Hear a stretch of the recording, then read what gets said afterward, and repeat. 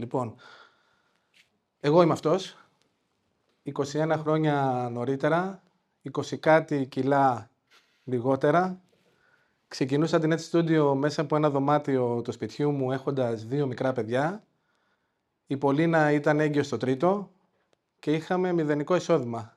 Όχι λίγο εισόδημα, πραγματικά μηδενικό εισόδημα. Οπότε έπρεπε να φέρω πωλήσεις άμεσα, πριν το τέλος του μήνα. Δεν είχα χρόνο ούτε για business plan, ούτε για στρατηγική, ούτε για τίποτα. Είχα ένα καρφί, είχα ένα κίνητρο το οποίο με οθούσε να κάνω τα πράγματα όχι τέλεια, αλλά αποτελεσματικά. Είστε εδώ πέρα κάποιοι οι οποίοι έχετε αντίστοιχο καρφί, που μέχρι το τέλος του μήνα πρέπει να φέρετε πωλήσεις, τζίρο, ξυπνάτε τα βράδια και τα πράγματα πρέπει να γίνουν γρήγορα? Ένα χειροκρότημα σε όσους σηκώσαν το χέρι.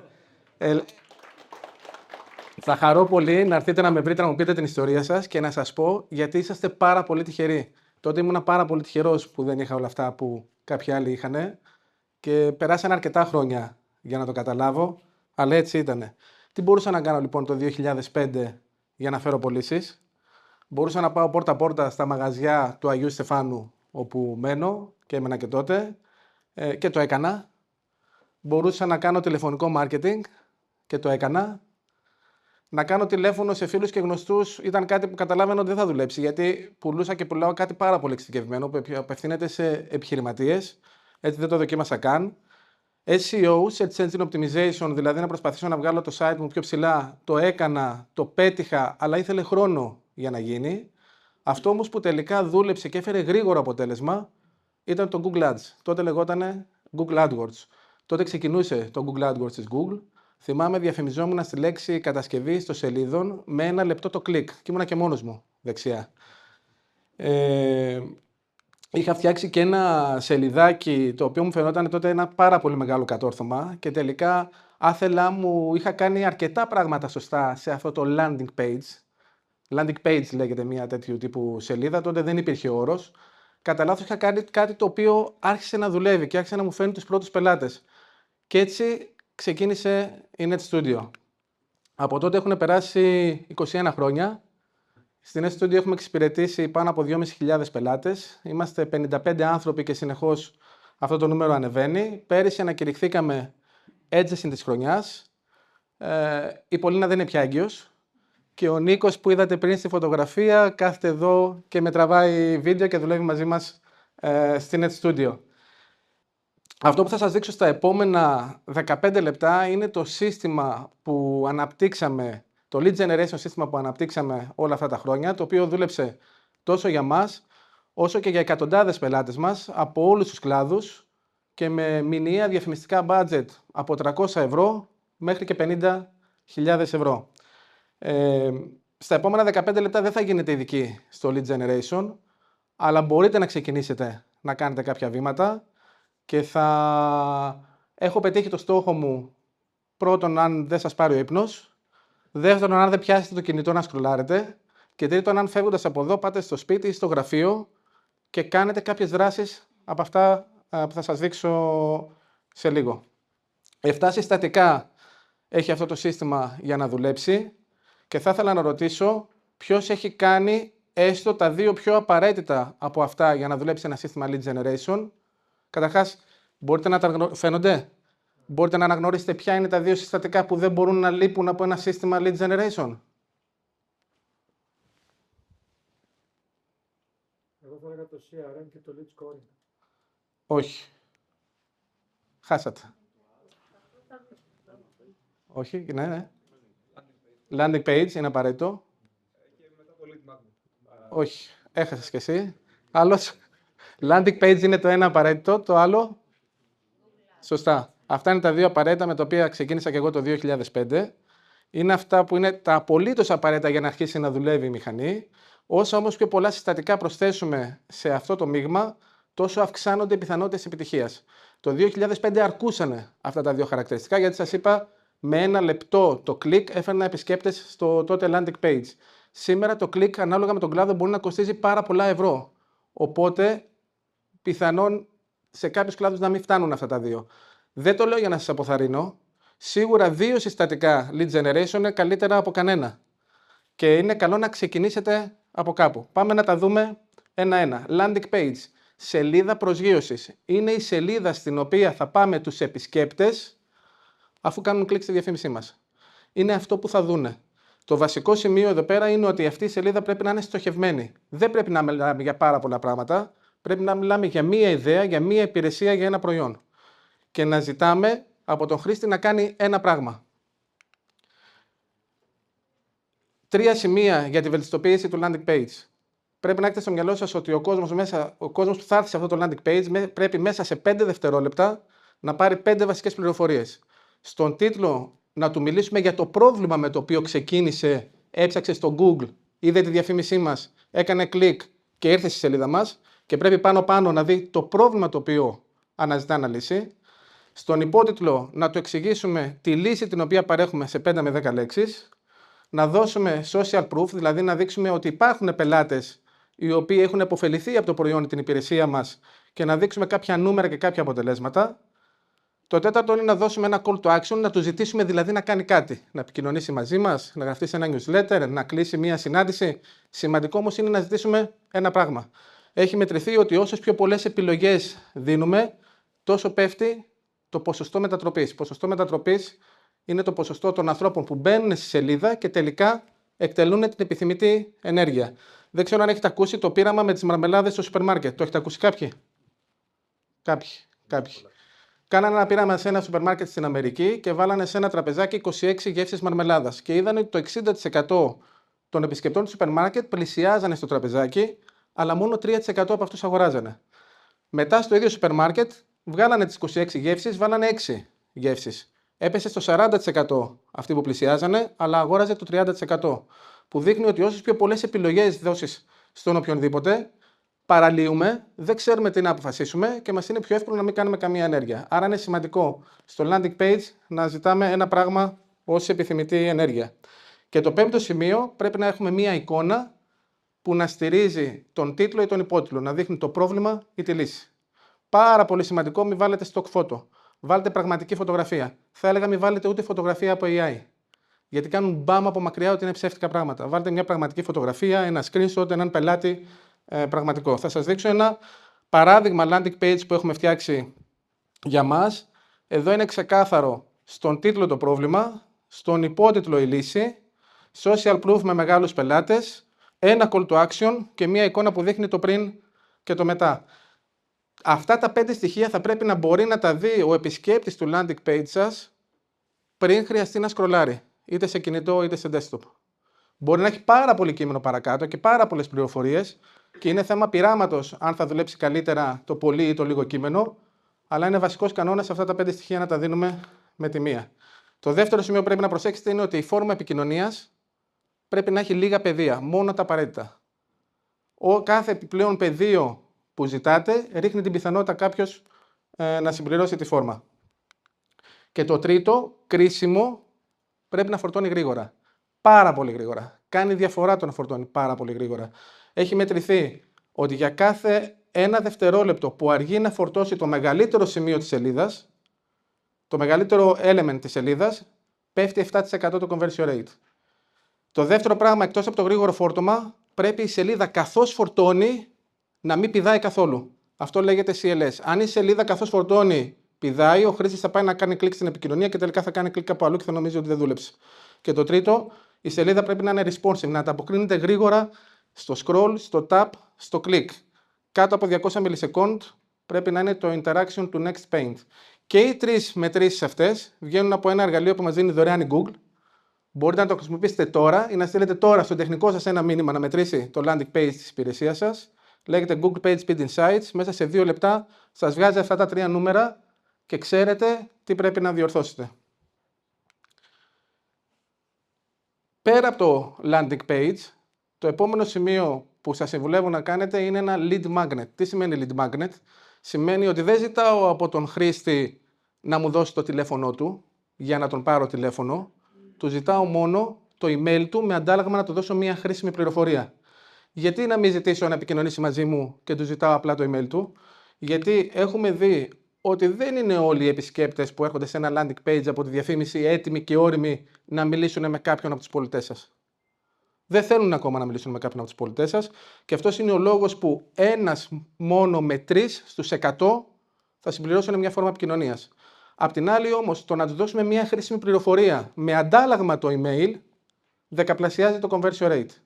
Και αυτό μας επιτρέπει τα email που θα πάρουμε να τα βάλουμε σε μια ακολουθία email που θα λαμβάνουν αυτοί οι άνθρωποι αυτόματα, ώστε να τους οριμάσουμε κάποιοι να επικοινωνήσουν και να ζητήσουν μια πραγματική επικοινωνία τις επόμενες εβδομάδες, ή κάποιοι που δεν είναι σήμερα έτοιμοι να αγοράσουν από εμάς, να αγοράσουν σε 6 μήνες, σε 1 χρόνο ή 2 χρόνια. Κάποιες ιδέες για lead magnet ανάλογα με τον κλάδο σας.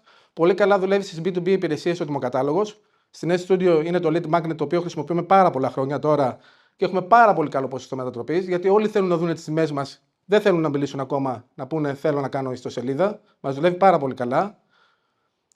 Χαρακτηριστικά να σας πω, επειδή δεν είμαστε από τις οικονομικές εταιρείες, έχουμε τιμές μεγάλης εταιρείας, όχι ούτε μικρής ούτε freelancer. Πάρα πολλοί κόσμος όταν παίρνει το τιμοκατάλογό μας μας απαντάει είστε τρελοί. Οι τιμές που ζητάτε είναι πάρα πολύ ψηλές.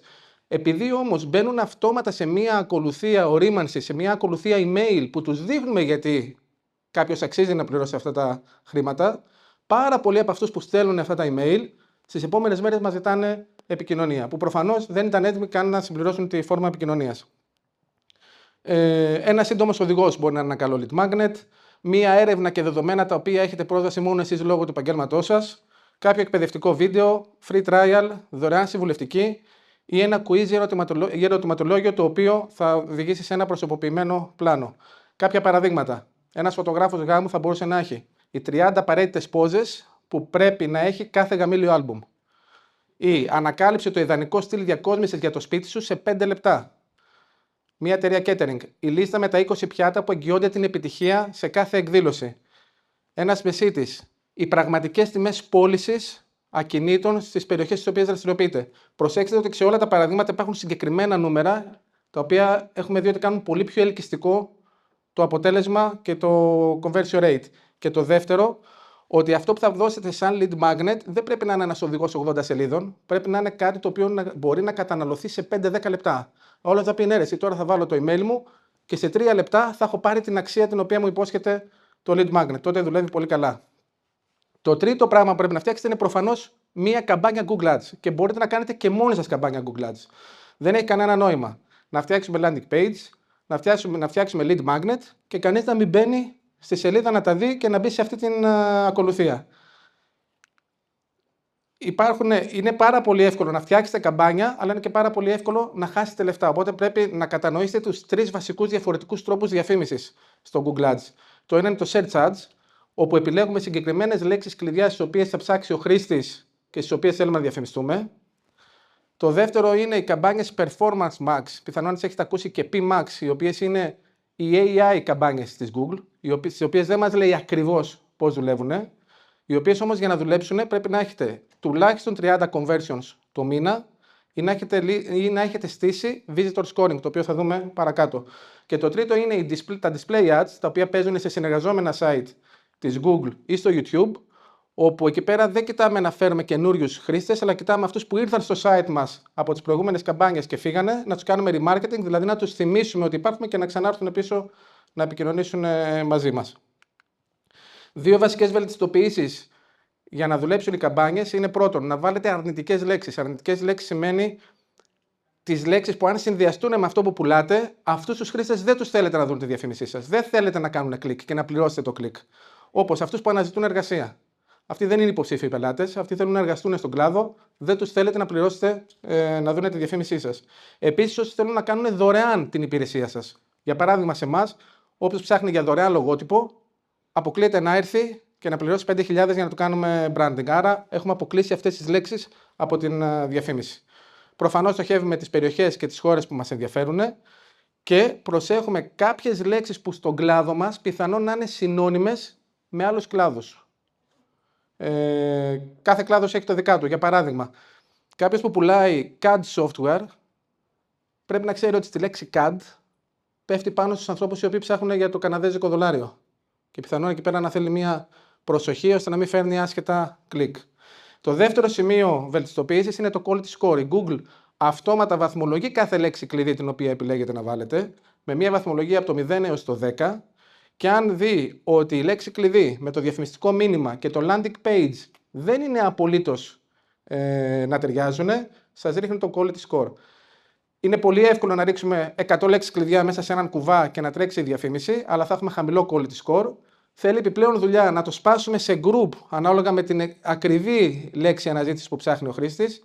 Έχουμε δει ότι αν αυξήσουμε το quality score από το 5 στο 9, μπορεί να μειώσουμε μέχρι και 30% το κόστος ανά κλικ.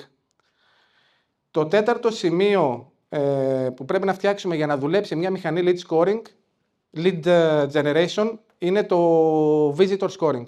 Επειδή ξέρουμε ότι πάνω από 95% όσων έρθουν στο site σας από τη διαφήμιση δεν θα επικοινωνήσουν μαζί σας, πρέπει να βρούμε έναν τρόπο να ενημερώσουμε την Google ποιοι από αυτούς που ήρθαν και δεν επικοινώνησαν είναι παρόλα αυτά καλοί υποψήφοι. Έχουμε λοιπόν την δυνατότητα να εκπαιδεύσουμε την PMax καμπάνια της Google και να μειώσουμε μέχρι και 30% το κόστος απόκτησης νέου πελάτη με το να περάσουμε κάποια διαφορετικά σημάδια προς την Google.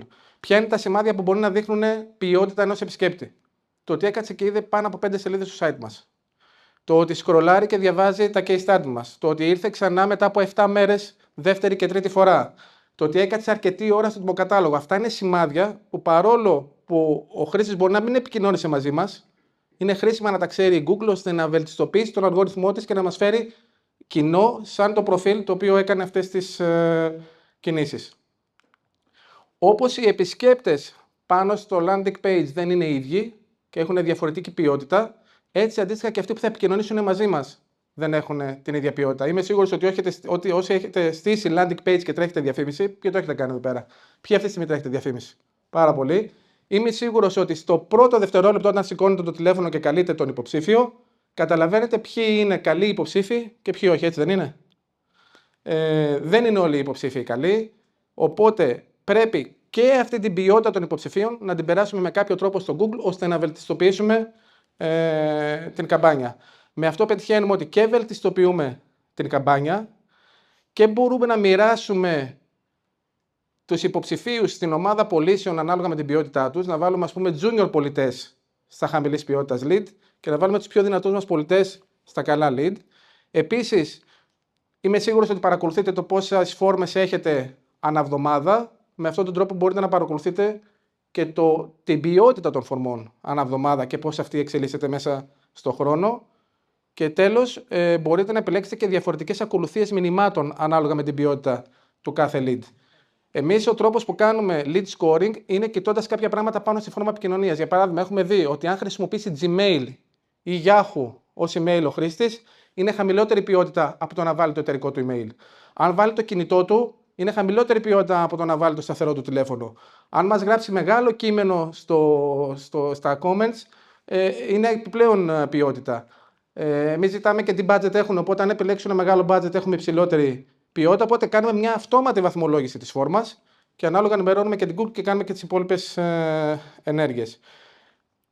Επιπλέον, τα lead που έρχονται τα περνάμε στο CRM μας, που είναι και το επόμενο βήμα που θα σας δείξω, όπου στο CRM τις κινήσεις που κάνουμε, καθώς προχωράει ο υποψήφιος στο funnel της πώλησης, το περνάμε σαν μήνυμα στην Google για να δείξουμε ποιοι είναι αυτοί που προχωρήσανε και ποιοι όχι. Το επόμενο συστατικό είναι το email sequence. Πάρα πολύ σημαντικό, κάνει τεράστια διαφορά. Λάβατε το email, επικοινώνησε μαζί σας, κάνατε ραντεβού, δεν ξεκίνησε η δουλειά, δεν συνεργαστήκατε. Είναι σημαντικό να τον βάλετε όμως σε μια ακολουθία email, ώστε να τον οριμάζετε, να τον ενημερώνετε, να τον εκπαιδεύετε. Ένα ενδεικτικό παράδειγμα μιας τέτοιας ακολουθίας είναι αυτό που βλέπετε εδώ.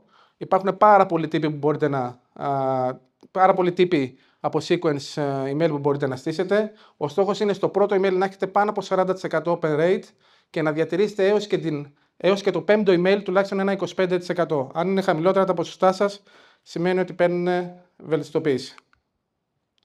Κάποια tips. Το email πρέπει να φεύγει από το προσωπικό σας email, από το email του ιδιοκτήτη ή του CEO. Μην το κάνετε με γραφικά, λογότυπα κτλ. Πρέπει να είναι plain text, απλό κείμενο, σαν να το στέλνει κάποιος φίλος του το email, ώστε να έχει ένα καλό open rate, σύντομο και περιεκτικό και φυσικά να έχετε στήσει σωστά τα anti-spam φίλτρα. Και το τελευταίο, συνδέστε τη φόρμα επικοινωνίας με το CRM σας, Πολύ καλά CRM είναι το Pipedrive, το HubSpot. Αν θέλετε μπορείτε να έρθετε να σας δείξουμε και κάποιο που έχουμε φτιάξει εμείς. Θα βοηθήσει πάρα πολύ ώστε να έχετε γρήγορη προσέγγιση στον υποψήφιο που συμπλήρωσε τη φόρμα επικοινωνίας. Έχει μετρηθεί ότι αν πάρετε τηλέφωνο αυτόν που συμπλήρωσε τη φόρμα επικοινωνίας στα πρώτα 5 λεπτά, 20πλασιάζεται η πιθανότητα να γίνει πελάτη σας. Δυστυχώς, οι περισσότερες εταιρείες κάνουν μέρες να πάρουν τηλέφωνο τον υποψήφιο και κάποιοι, μεγάλο ποσοστό, δεν παίρνουν καν τηλέφωνο τους υποψηφίους οι οποίοι έχουν έρθει από τις καμπάνιες τους. Η διασύνδεση πια μπορεί να γίνει ακόμα και χωρίς προγραμματιστή. Υπάρχουν εργαλεία όπως το Zapier, το Make, το NA10, τα οποία μπορείτε να χρησιμοποιήσετε και πάρα πολύ εύκολα να κάνετε αυτές τις διασυνδέσεις. Ελπίζω να μην σας κούρασα. Πολύ λίγοι κοιμηθήκανε. Εύχομαι καλή επιτυχία.